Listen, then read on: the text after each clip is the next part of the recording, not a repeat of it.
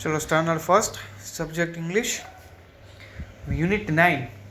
Unit 9માં જે chapter છે આનંદ ઇઝ રેઇનબો. બરાબર, unit 9 chapter Anand is rainbow. First જો MCQ, it was dash outside. તો ઇટ વોઝ રેઇનિંગ આઉટસાઇડ. બરાબર, ઇટ વોઝ રેઇનિંગ આઉટસાઇડ. બારે શું થતું હતું? બારે વરસાદ આવતો હતો. It was raining outside. Anandi was dash. તો આનંદી જ્યારે બારે વરસાદ પડતો હતો ત્યારે આનંદી શું કરતી હતી? તો આનંદી વોઝ અસ્લીપ. બરોબર, અસ્લીપ એટલે સૂઈ ગઈ હતી. Anandi was asleep. Anandi was dreaming of dash.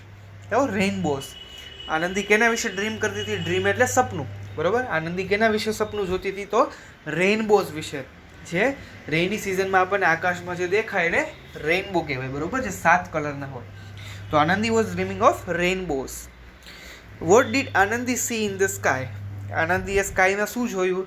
તો આનંદીએ રેઇનબો જોયો. બરોબર, આનંદીએ શું જોયું? Rainbow. Anandi was dash to see the rainbow. તો Anandi was happy to see the rainbow. Happy એટલે ખુશ થવું. બરોબર, આનંદી રેઇનબોને જોઈને એકદમ ખુશ થઈ હતી.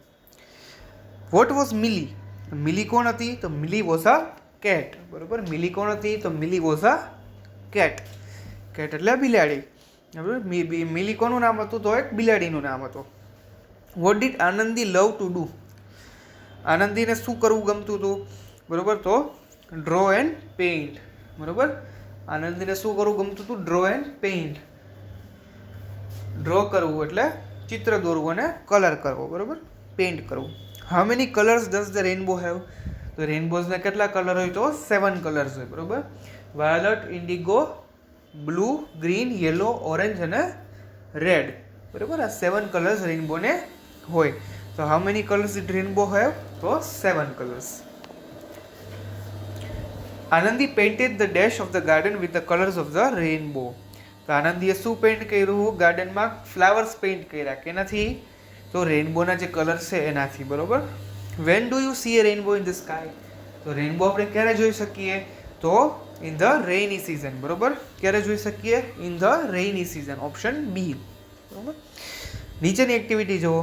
Look at the sample picture and colour the rainbow. આમાં તમારે શું કરવાનું છે? રેઇનબો કલર કરવાનો છે. જો એ 7 કલર્સ આપ્યા છે, એ 7 કલર્સ તમારે ડ્રો કરવાના છે રેઇનબોના. એ તમારે હોમવર્કમાં કરવાનું છે. બરોબર, ડ્રોઈંગ. ચલો, write one word that begins with the same sound. આમાં કેવું છે? Rhyming words. બરોબર, હવે તમને એક્ઝામ્પલ આપ્યું છે. જુઓ, એક કેક છે ને એક કોટ છે. બરોબર, સી. એક કેક છે ને એક કોટ છે. તો સી, જો બે જે વર્ડ છે એમાં સી જે છે એ રેડ કલરથી પ્રિન્ટ છે અને બાકી બે છે, બાકી બધા બ્લેક કલરના છે. તો જે રેડ કલરમાં જે પ્રિન્ટ છે, બરોબર, એ તમારે એને રાઇમિંગ વર્ડ એને બનાવવાનો છે. બરોબર, તો એ જ સેમ વર્ડ આમાં આવવો જોઈએ. એ જ લેટર જે છે એમાં આવવો જોઈએ. તો ફર્સ્ટ છે ડાન્સ. તો ડાન્સમાં જો ડી, તો ડી રેડ કલરથી પેઇન્ટ છે. તો એનું શું રાઇમિંગ વર્ડ થશે? તો ડોગ. બરોબર, ડી આવવો જોઈએ. જે વર્ડ તમે એને રાઇમ કરતો બનાવો એમાં ડી આવવો જોઈએ.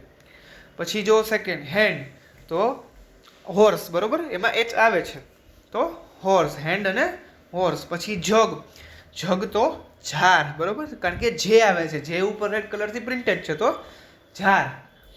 પછી માઉઝમાં એમ આવે છે, તો મગ. બરોબર, પછી પેરોટ તો પછી પીજિયન. બરોબર, પછી લાયન તો લક, LL. કિડ તો કાઇન્ડ, રન તો રોડ. બરોબર, પછી જો look at the pictures and circle the names of the things that we can see in them. હવે આમાં શું કરવાનું છે? જો તમને એક પિક્ચર આપ્યું છે જેમાં કાઇટ દેખાય છે, સન દેખાય છે, ટ્રીઝ દેખાય છે, ફ્લાવર્સ, ક્લાઉડ્સ બધું દેખાય છે, બોય, ગર્લ બધું દેખાય છે. અને નીચે તમને વર્ડ્સ આપ્યા છે: horse, tree, rainbow, kite, clouds, umbrella, flowers, dog, girl, sun, boat અને બોય. હવે તમારે શું કરવાનું છે? જે તમને દેખાય છે પિક્ચરમાં એ વર્ડ તમારે સર્કલ કરવાનો છે. જે તમને પિક્ચરમાં દેખાય છે એ વર્ડ તમારે સર્કલ કરવાનો છે. તો જો ટ્રી દેખાય છે, તો ટ્રી ઉપર આપણે સર્કલ કર્યું. બરોબર, હાઉસ નથી દેખાતું તો એમાં સર્કલ નહીં. રેઇનબો નથી દેખાતો તો નહીં. કાઇટ દેખાય છે તો એના ઉપર સર્કલ. ક્લાઉડ્સ દેખાય છે તો એના ઉપર સર્કલ. અમ્બ્રેલા દેખાય છે તો એના ઉપર સર્કલ. અમ્બ્રેલા નથી દેખાતી તેના ઉપર સર્કલ નહીં. ફ્લાવર્સ દેખાય છે તો સર્કલ. ડોગ દેખાય છે તો સર્કલ નહીં, નથી દેખાતું, બરોબર. ગર્લ દેખાય છે, સન દેખાય છે તો બે ઉપર સર્કલ. બોટ નથી દેખાતી, બોય દેખાય છે તો સર્કલ. ચલો પછી આમાં એ જ રીતે છે, જે તમને વસ્તુ દેખાય, બરોબર, એમાં તમારે સર્કલ કરવાની છે. તો જો ફર્સ્ટ વર્ડ શું છે તો પડલ છે. પડલ એટલે જે ખાબોચિયા જે ભરાણા હોય, બરોબર. આપણે રેની સિઝનમાં જે ખાબોચિયા ભરાય પાણીને એને પડલ કહેવાય. તો આ વસ્તુ તમારો હોમવર્કમાં તમારે જોઈ વિચારીને કરવાનું છે. મેં કરી દીધું છે, પણ એ વસ્તુ તમારે પોતે મેળે એકવાર કરવાની છે, પછી જોવાનું છે. ચલો, look at the pictures and write the names with the help of the words given below. Images જે આપી છે એના ઉપરથી તમારે એનું નામ કહેવાનું છે. ઉપર ઓપ્શન્સ આપ્યા છે, બરોબર, અને એના ઉપરથી તમારી વસ્તુનું નામ કહેવાનું છે કે આ કઈ વસ્તુ છે. તો જો પહેલું શું છે, ફ્રોક આપ્યું છે, બરોબર. તો ફ્રોક છે, ગર્લનું ફ્રોક છે, તો એ તમારે ફ્રોક ઉપરથી સ્પેલિંગ જોઈ નીચે લખવાનો છે. પછી વ્હીલ, બરોબર, વ્હીલ આપ્યું છે. પછી ચેર આપી છે. પછી જો ટેબલ આપ્યું છે. પછી મંકી. બધાને સ્પેલિંગ તમારા ઓપ્શન્સમાંથી જોઈને લખવાના છે. પછી સનફ્લાવર, બરોબર, ફ્લાવર છે. પછી રેઇનબો છે. પછી વિન્ડો છે, પેન્સિલ છે, બાસ્કેટ, રેબિટ ને પેરટ. પછી જો look at the pictures and read the sentences carefully. આ વસ્તુ તમારે રીડ કરવાની છે, બરોબર. ઘરે આ જે સેન્ટેન્સીસ જે આપ્યા છે એનું તમારે રિવિઝન કરવાનું છે. પછી તમારે પેરેન્ટ્સથી ડિક્ટેટ કરે તમારે એ લખવાનું છે, બરોબર. તો આ વસ્તુ તમારે હોમવર્કમાં કરવાની છે. હું એકવાર વાંચી જાઉં, બરોબર. Sentence: I M Tina, I have અ ડોલ, બરોબર. ઇમેજ દેખાય છે આપણને ટીનાની નહીં, ડોલની, બરોબર. તો I M Tina, I have અ ડોલ. હું ટીના છું અને મારી પાસે એક ડોલ છે. પછી you are Raj, you have a bat, બરોબર. You are Raj, you have a bat. જો રાજનું ઇમેજ અને બેટ દેખાય છે. યુ આર રાજ, તું રાજ છો અને આ તારું બેટ છે, બરોબર. પછી હી ઇઝ અ જય, હી હેઝ અ ડોગ, બરોબર. ઈ જય છે, હી એટલે એ વ્યક્તિ, થર્ડ પર્સન, બરોબર. ઈ જય છે અને એના પાસે ડોગ છે. પછી શી ઇઝ મીના અને શી હેઝ અ કેટ. આ મીના છે, બરોબર. શી ઇઝ અ મીના અને શી હેઝ અ કેટ, અને એની પાસે કેટ છે, બિલાડી છે. પછી ઇટ ઇઝ અ ડોગ અને ઇટ હેઝ અ બોન, બરોબર. આ ડોગ છે અને આની પાસે શું છે, બોન, હડ્ડી જેને કહે, હાડકા, એ એની પાસે છે. ચલો હવે જો fill in the blanks using the words given in the box. હવે તમને ઓપ્શન્સ આપ્યા છે. જો એમ આપ્યો છે, ઇઝ આપ્યું છે, આર આપ્યો છે, હેવ અને હેઝ. આ 5 ઓપ્શન્સમાંથી તમારે નીચે જે તમને બ્લેન્ક આપી છે એ તમારે પૂરી કરવાની છે. એક્ટિવિટી તમને સમજાવી દો. જો હવે ગર્લનો પણ ઇમેજ આપ્યું છે, બરોબર, અને હાથમાં શું છે, ફ્લાવર્સ છે. તો હવે આઈ ડેશ મીના. હવે આઈ એટલે શું થયું, ફર્સ્ટ પર્સન થયું, બરોબર. ફર્સ્ટ પર્સન સબ્જેક્ટ, બરોબર. ફર્સ્ટ પર્સન સબ્જેક્ટ, જે પહેલો માણસ છે. તો આઈ જે પહેલો માણસ હોય સબ્જેક્ટ, તો એની બાજુમાં હંમેશા એમ લાગશે, બરોબર. આઈ એમ મીના, હું મીના છું, બરોબર. અને આઈ હેવ ફ્લાવર્સ. હવે હેઝ અને હેવ ક્યારે આવે કે ફર્સ્ટ પર્સન હોય, બરોબર. ફર્સ્ટ પર્સનની બાજુમાં હંમેશા હેવ લાગે. જે ફર્સ્ટ પર્સન છે, બરોબર, આઈ છે, યુ છે, તો એની બાજુમાં હંમેશા હેવ લાગે. અને જે થર્ડ પર્સન છે, બરોબર, થર્ડ પર્સન જેમ કે હી, શી, તો એની બાજુમાં હંમેશા હેઝ લાગે, બરોબર. તો આમાં શું લાગશે, આઈ ડેશ ફ્લાવર્સ. તો આઈ શું છે, ફર્સ્ટ પર્સન સબ્જેક્ટ, તો હેવ લાગશે. પછી જુઓ યુ ડેશ નીતિન. યુ પછી યુની બાજુમાં હંમેશા શું લાગશે, જેમ આઈની બાજુમાં કેમ લાગતું હતું એમ યુની બાજુમાં હંમેશા આર લાગશે, બરોબર. યુ આર લાગશે, યુ આર નીતિન. અને જો યુ હેવ અ બુક, બરોબર, આમાં એક મિસ્ટેક છે, હેઝ નહીં આવે, હેવ આવશે. તો યુ હેવ અ બુક, એની બાજુમાં પણ હેવ જ લાગશે. તું નીતિન છો ને તારી પાસે બુક છે. પછી જો હી ડેશ રાજ. હવે હી જે છે, હી એટલે થર્ડ પર્સન થઈ ગયું. આઈ અને યુ શું હતું, ફર્સ્ટ પર્સન સબ્જેક્ટ, બરોબર. ફર્સ્ટ પર્સન ને સેકન્ડ પર્સન, આ થર્ડ પર્સન થઈ ગયું, બરોબર. તો હી એટલે આપણે શું કહીએ ગુજરાતીમાં કે ઈ વ્યક્તિ, બરોબર. તો હી ઇઝ રાજ. તો હીની બાજુમાં હંમેશા શું લાગશે, ઇઝ લાગશે, બરોબર.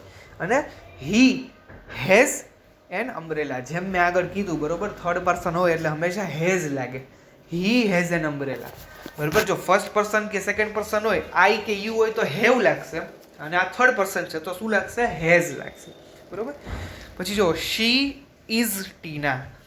શી ઇઝ ટીના. બરોબર, શી એટલે એ શું થઈ ગયું? થર્ડ પર્સન થઈ ગયું. તો શી અને થર્ડ પર્સન છે તો શું લાગશે? ઇઝ લાગશે. તો શી ઇઝ ટીના અને શી હેઝ અ બોલ. બરોબર, એ ટીના છે ને એની પાસે શું છે? બોલ છે. શું લાગશે? હેઝ. બરોબર. પછી ઇટ ઇઝ એન એલિફન્ટ. બરોબર, જો હવે બોય કે ગર્લ હોય તો હંમેશા શું લાગે? હી અથવા શી. બરોબર, બોય હોય તો હી અને ગર્લ હોય તો શી. હવે આ કોણ છે? એલિફન્ટ છે. બરોબર, એલિફન્ટ છે તો શું લાગશે? હંમેશા ઇટ લાગશે. એલિફન્ટ છે, કોઈ જાનવર હોય, બરોબર, કોઈ વસ્તુ હોય અથવા કોઈ એનિમલ હોય તો શું લાગે? ઇટ લાગે. બરોબર, ઇટ ઇઝ એન એલિફન્ટ અને it has an short tail. બરોબર, it has a short tail. It is an elephant and it has a short tail. શું કામ એને? કારણ કે આ પણ થર્ડ પર્સન તરીકે થઈ ગયું. જો હવે આઈ આપ્યું છે તો આઈ એટલે શું થઈ ગયું? પાછું ફર્સ્ટ પર્સન.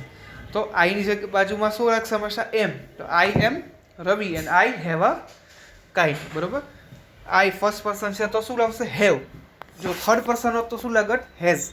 બરાબર, એવી જ રીતે આ તમારે જે આખી એક્ટિવિટી છે એ તમારે પૂરી કરવાની છે. બે જ વસ્તુ યાદ રાખવાની છે. આઈ હોય તો બાજુમાં એમ લાગે. I am this, I am Ravi, I am Mani. બરાબર, આઈ એમ રાજ. અને આઈ હોય તો શું લાગશે? હેઝ. આઈ હોય તો હંમેશા હેઝ. પછી યુ હોય તો યુની બાજુમાં હંમેશા આર લાગશે. You are Raj, you are માની. બરોબર, અને યુની બાજુમાં હંમેશા શું લાગશે? હેવ. કારણ કે ફર્સ્ટ પર્સન ને સેકન્ડ પર્સન. હવે થર્ડ પર્સન તો હીની જ બાજુમાં હંમેશા શું લાગશે? ઇઝ લાગશે. બરોબર, હીની બાજુમાં હંમેશા ઇઝ લાગશે અને હીની બાજુમાં હંમેશા હેઝ આવશે.